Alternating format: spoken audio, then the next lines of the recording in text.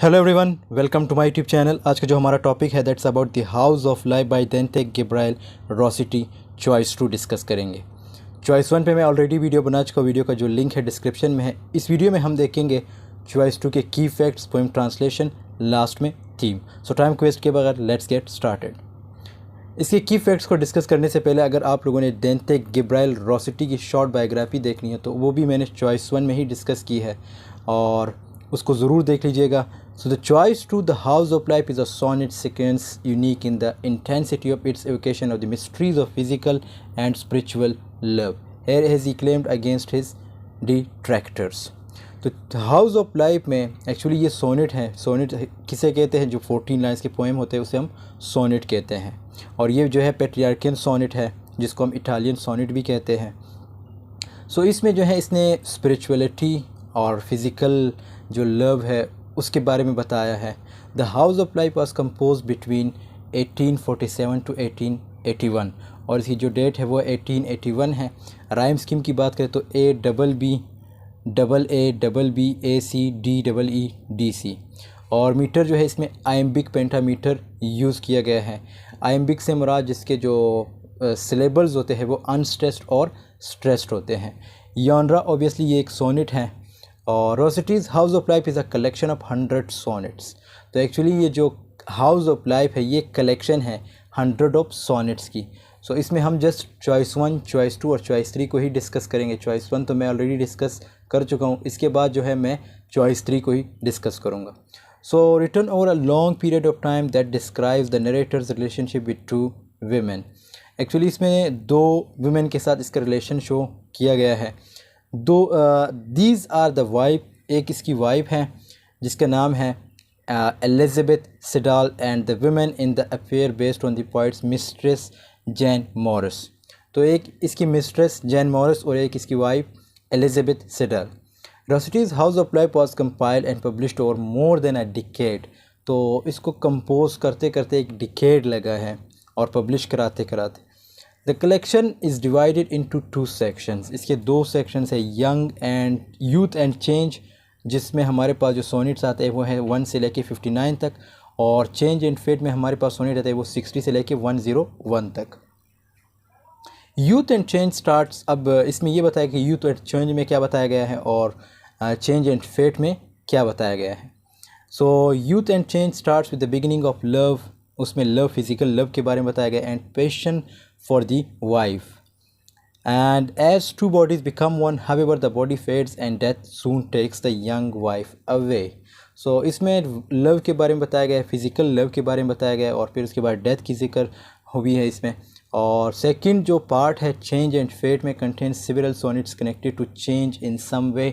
The poet contemplates ageing light and dark throughout the day, the changing seasons and other natural occurrences.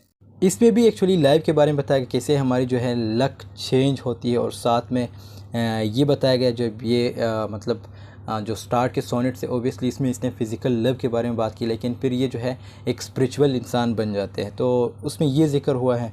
और उसके साथ साथ इसकी poem की translation start करते हैं। द फर्स्ट लाइन जो हमारे पास है वो है वॉच तो एंड फेयर टुमारो तो शैल डाई।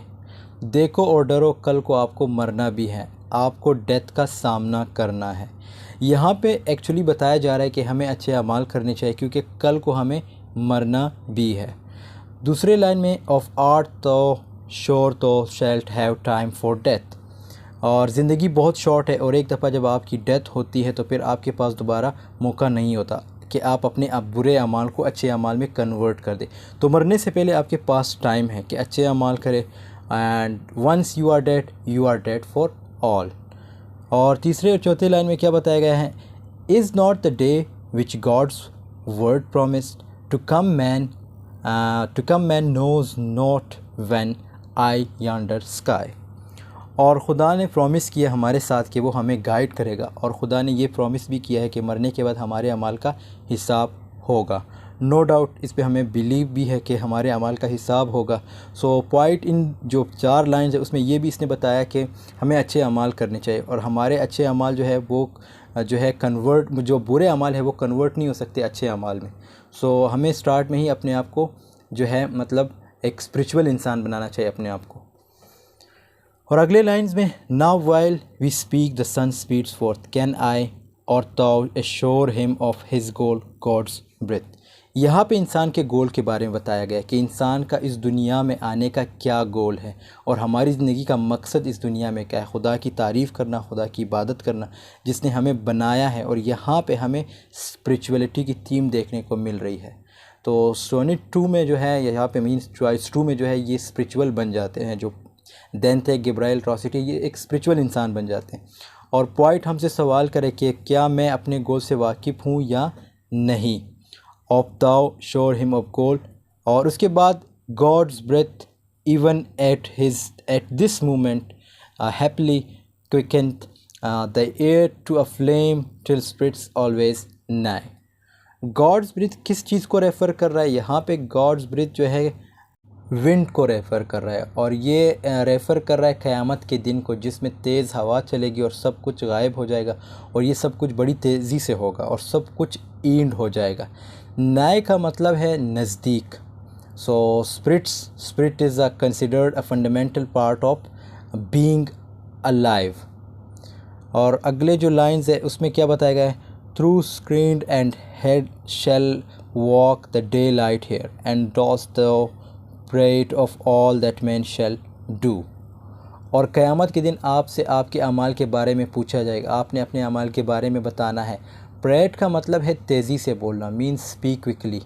और ये सब प्रोसेस बड़ी तेज़ी से होगा। और यहाँ पे आप देख सकते हो बिब्लिकल सोर्सेज का यूज़ किया गया है। क़यामत के दिन के बारे में बताया जा रहा है कि क्या क्या करना है और क्या क्या हमारे साथ होगा। अगले लाइंस में, const thou who has but presume to be glad in his gladness that comes after thee। और ये जो आखिरी लाइंस हैं वो मतलब जो यहाँ पे जो आखिरी लाइंस ये साथ ही पढ़ेंगे। will his strength slay the worm in hell go to cover the continuance and watch and fear। और ये जो आखिरी लाइंस है, तो ये लाइंस जो है ये इलिस्ट्रेट करते हैं पैराडाइज लॉस्ट को। अब पैराडाइज लॉस्ट किसने लिखी थी? ओबियसली आप लोगों ने पढ़ी होगी। पैराडाइज लॉस्ट जॉन मिल्टन ने लिखी थी। तो जॉन मिल्टन ने ये लाइंस लिखे थे और इन लाइंस में लेज़ार हाउस की डिस्क्रिप्शन बताई गई है। ये लेज़ार LAZAR, तो इसकी डिस्क्रिप्शन बताई गई है। अब लेज़ार हाउस क्या है? Lazar house is a house of diseased and dying specially for lepers. अब लेपर्स क्या है? LEPERS। लेपर्स का मतलब है जज़ाम का मरीज़, a person who is affected by leprosy. So choice 2 में इसकी वाइफ एलिज़ाबेथ सेडल की डेथ हो जाती है और ये एक स्पिरिचुअल इंसान बन जाते हैं और डेंटे जो है गॉड के करीब आ जाता है। चॉइस 1 में क्या था? चॉइस 1 में इसकी वाइफ जो थी वो अलाइव थी, मीन्स ज़िंदा थी।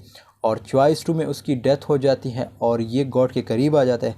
और चॉइस 1 में ये फ़िज़िकल डिज़ायर्स को ज़्यादा फोकस करता था और चॉइस 2 में जो है ये गॉड के करीब आ जाता है। चॉइस 1 अगर आप लोगों ने पढ़ी होगी तो उसमें इसने जो लव के बारे में बताया। कौन सा लव? फिज़िकल लव के बारे में बताया कि लाइफ को जो है एंजॉय करना चाहिए, खाओ पियो और जियो।